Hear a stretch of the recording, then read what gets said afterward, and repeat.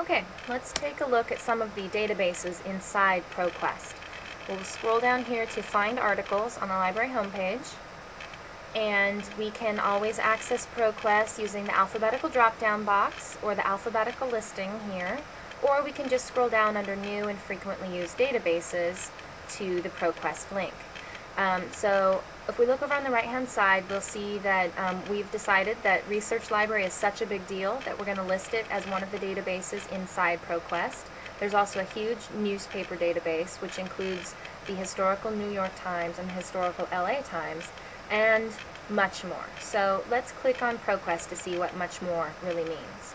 So if you're at home, you would need to put in your library barcode, otherwise we'll be taken to this screen. Up here on the left-hand side, you'll see a link for databases selected, where you can select a different combination of databases to search. So within ProQuest, if we click that link, there's actually this huge, diverse array of databases available inside ProQuest. Each one of these links and these checkboxes is telling you that you're searching this database and this database and this database. So up here we've got a bunch of business, econ, finance, banking, tax databases, each one of these separate in its own way.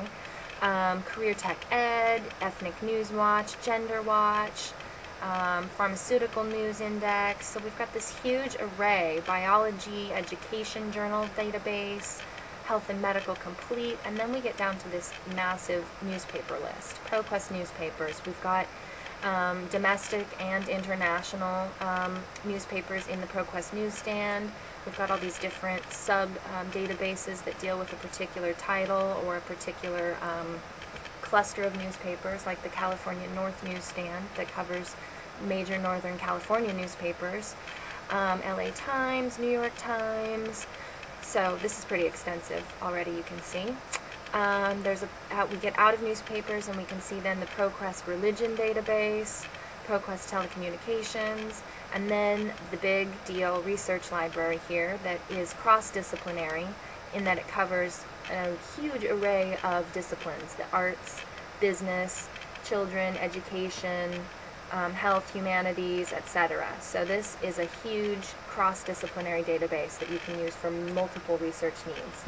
And then if we scroll down to the bottom here, we see the historical databases. And there's a note that the historical databases can't be searched in combination with the non-historical databases, which is essentially this list of databases up above. So what we can do is come down to the bottom and clear all the databases.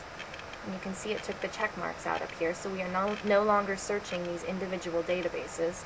And now we can choose to search the LA Times, or we could add in the New York Times, so now we're searching both of these.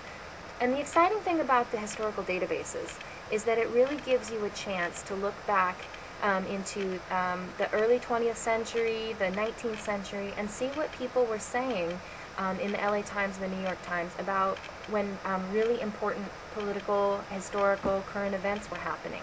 So we could look back and see what was going on during the Civil War Reconstruction. We can look back to the turn of the century, or the Great Depression, or some of the wars that America has been involved with, World War I, World War II, the Vietnam War. We could look back and see what people were saying during Civil Rights Movement, or any of the movements in the United States. So this is a really great way to say who was saying what when these important events were happening in American history. So I'm going to hit continue, and we're searching both of those historical newspaper databases. So now let's say we want to look at something. Let's look at the topic presidential elections and see what other people were saying back in the day.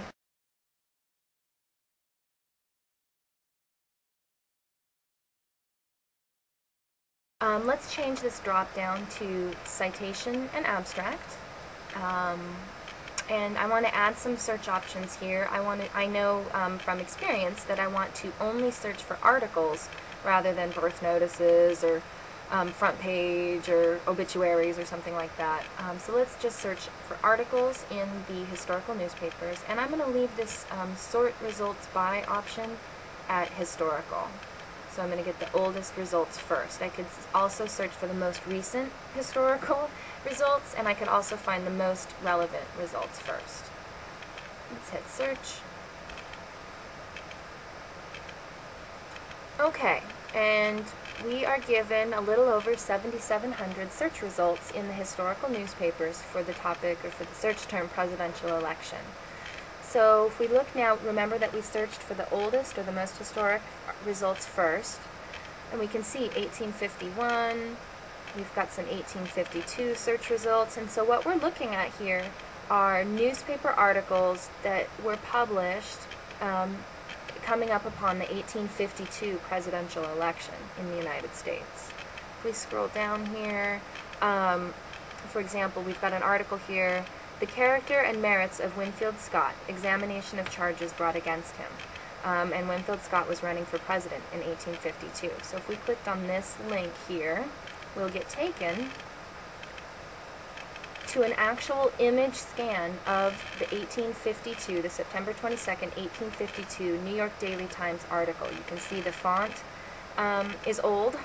You can see that it looks a little bit different than the newspaper articles we were getting in the current newspaper databases of ProQuest.